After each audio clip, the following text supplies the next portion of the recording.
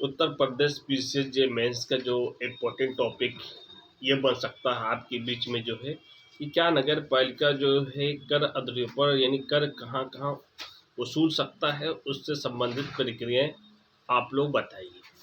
तो ये सवाल बन सकता है कि कर से संबंधित कि नगर पालिका कर कैसे वसूल सकता है, इसके बारे में क्या प्रोविजन दिए गए हैं, इसके बारे में आपको बताता हूँ। कर जो नगर पालिका में जो वसूले जा सकते हैं वो धारा 128 में बताए गए हैं, और निष्पादन से संबंधित जो है इसको वसूलने के जो निष्पादन संबंधित है 131 से लेकर 137 के रेंज में ये निष्पादन से संबंधित बताता है। अब 128 कहाँ है?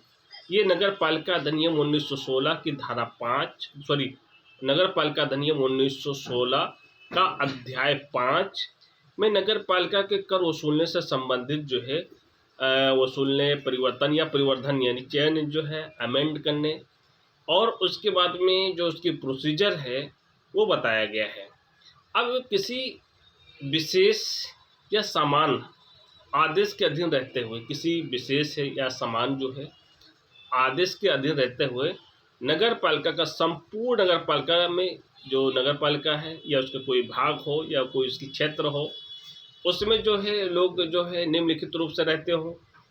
फॉर एग्जाम्पल पहला है भवन या भूमि या दोनों वार्षिक मूल्यों पर, जो भवन होगा, भूमि होगा या वार्षिक मूल्यों पर कर होता है। दूसरी बात है व्यापार या आजीविका, जो व्यापार होता है, आजीविका होता है पर कर लगाया जा सकता है। यह नगर पालिका के सीमा के भीतर की जाती हो, जिसे नगर पालिका सेवाओं के लिए विशेष लाभ हो, जिसमें वो विशेष भार उठा रहा हो।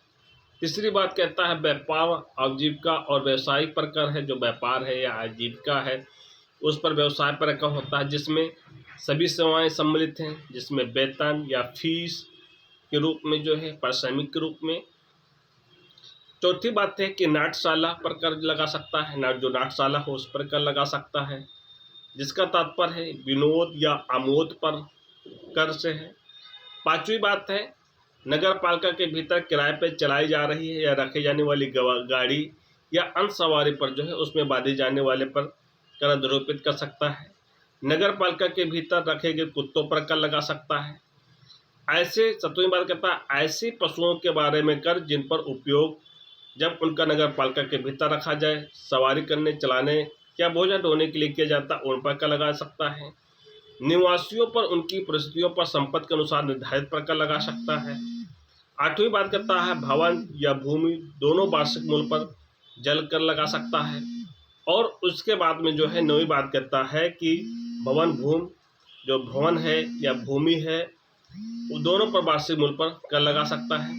10वीं बात करता है भवन वार्षिक मूल्य जल निकास कर, जो भवन पर उद्ग्रहित, जो भवन पर वसूला जाता है या निकटतम जो है उसके जो पास सीवर लाइन पड़े हुए हैं प्रत्येक नगर पालिका के लिए। इसमें 11वां पॉइंट ये है समार्जन पर कर लगा सकता है, और संडास, मूत्रालय और नलकूपों से मल निकलता है या प्राइवेट पदार्थ संग्रह करने और हटाने का निस्तारण। 13 बात करता है नगर पालिका की सीमा में स्थित अस्थावर संपत्ति अंतरण विलेख पर मूल्य, जो 2% कर लगा सकता है। इस धारा में जो है कोई बार नगर पालिका को किसी ऐसे कर को आरोपित करने का अधिकार देता जो राज्य सरकार या विधानमंडल के नियम बनाए गए हों, उसके अधीन जो है वो कर वसूलने की सख्त रखता है।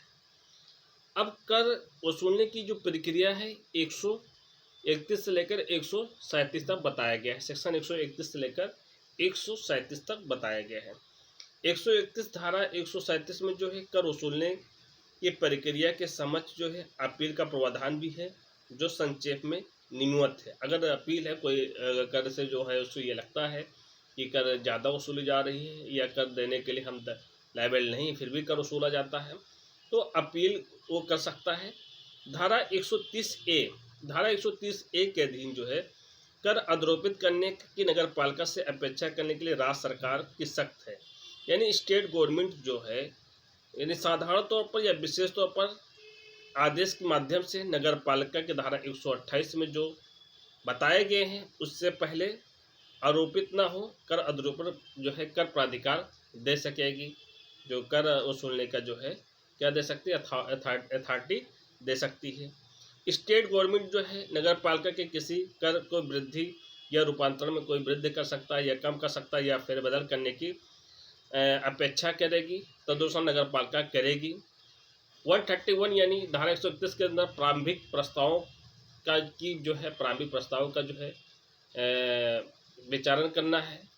यानी जब नगर पालिका अधिनियम 128 में कर अधरोपित करना चाहती है, इस संकल्प प्रस्ताव को पास करते हुए संपत्ति पर प्रकार के ऐसी दर निर्दिष्ट करेगी जो नगर पालिका नियत रूप से नोटिस और प्रकाशित की जाएगी।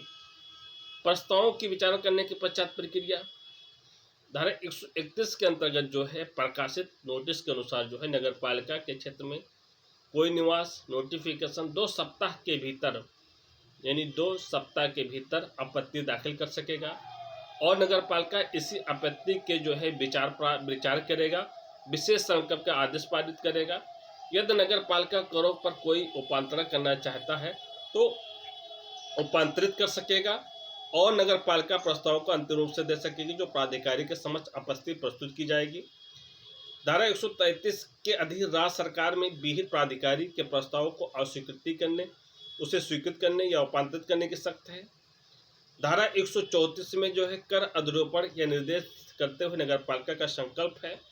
धारा 135 में कर अधरोपण के बारे में बताया गया है कि कैसे कैसे कर अधरोपण किया जाएगा, 135 के बारे में बताया गया है। आज का यही अपनी बातें ही समाप्त करते हैं। Thank you. अल्लाह।